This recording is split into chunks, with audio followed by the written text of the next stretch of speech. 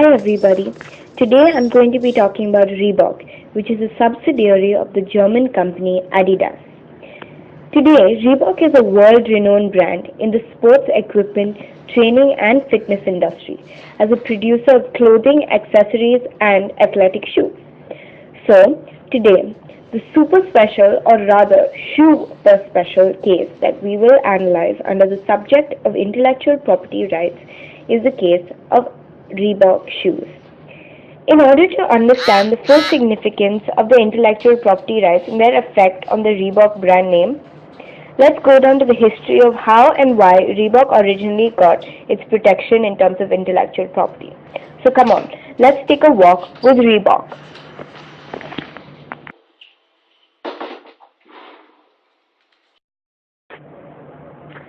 Issue 1.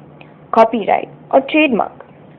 In 1890, a manufacturer called J.W. Foster had the idea of making spiked running shoes. This innovation gave rise to the sons of Watson setting up Reebok, which was originally called Mercury Sports back in 1958. When the name Reebok came out, a unique question was propped up. How do they protect the unique identity of their running shoes? That was the question that J.W. Foster was stuck with. Now, in terms of intellectual property, when the question arose, let's look at what kind of protections they were eligible for, or which kind of protection was even possible on the simple Reebok logo.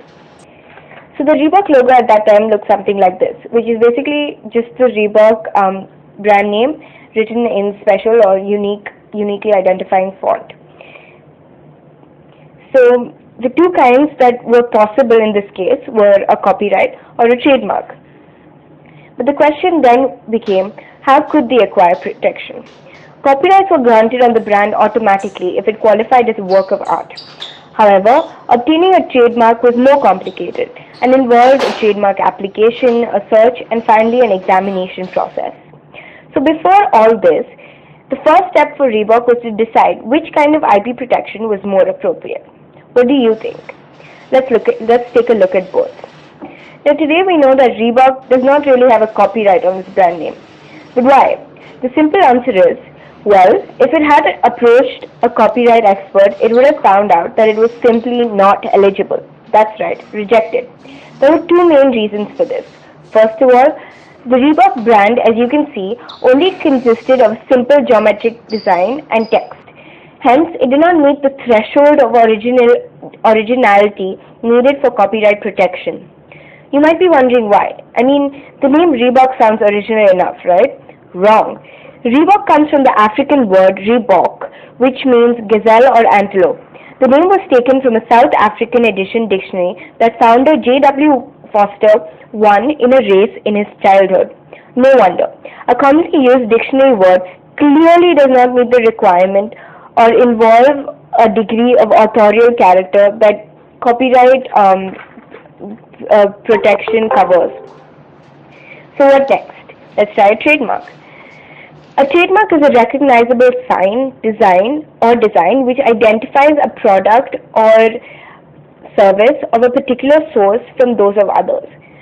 So there are three main reasons why a trademark was absolutely perfect for Reebok. First of all, Reebok was a business organization, and hence a trademark would be of great use.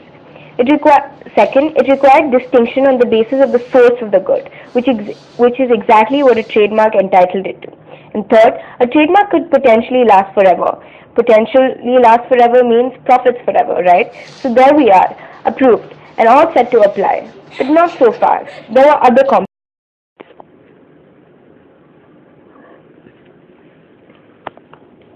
Time for a reality check. A cost-benefit analysis. One of the key benefits that a trademark entitled Reebok to came in the fact that it could now legally sue any competitor who indulged in the tort of passing off, or the attempt of confusing customers by adopting a similar or the same identity as Reebok. With this came several other benefits. The brand was now gained a sense of exclusivity and became a part of the brand perception. This in turn meant greater customer loyalty and hence greater profits as more customers were committed to buying Reebok products. Needless to say, there were certain costs as well. To be precise, time, money, and, of course, short-term profits. However, getting a trademark was necessary in the long run for Reebok. This was essentially to build goodwill. So, due to this huge advantage of goodwill, benefits easily outweighed costs, and finally Reebok gets a registered brand name in 1958. Yay! Later on, it extended its brand name to a logo, the familiar stripe, which we now recognize with the name of Reebok. But the confusion doesn't end there. In fact, it gets more complicated with lawsuits, conflicts, cases of intellectual property infringement. The Reebok trademark over the brand name essentially did not protect the artwork on the shoes themselves. This led to several conflicts, one of which was the Reebok versus Stacy Adams conflict. In this case, Stacy Adams, an American shoe company, was accused of copying the Reebok trademark. This was done in the form of its famous stripes that was recently registered by Reebok. On the grounds that it would cause customer confusion and lead to customers purchasing Stacy Adams shoes thinking it would be associated with Reebok, Reebok filed heavy complaints against Stacy Adams. However, in the end, it was found that this was only a suspicion. A second conflict arose, and this is a more recent one, between Reebok and CrossFit. CrossFit Incorporated is a fitness company that aligns with Reebok on several products. A conflict broke out when packaging company Push Press Labs claimed that it had made boxes for Reebok CrossFit. CrossFit was angered at the use of Reebok and CrossFit together and claimed that the Reebok trademark did not exercise the right to join the two names together publicly. That sent an angry roll of comments on Twitter. However, recently, the marketing heads of both companies were seen to shake hands in public and as announced on social media, and the conflict was resolved. The Reebok brand value is said to be $1.2 billion today. This great value tempts small firms as they have much to gain if they actually win a case against Reebok on the case of intellectual property rights. So small firms often file cases against the company. One of the biggest cases that came up was in 2004 when SP Designs, a Chicago-based apparel company, filed a case against Reebok, saying that it had copied its crossover design, showcasing a basketball player performing the crossover dribble. However, no evidence was found, and the court was ruled in Reebok's favor at the end.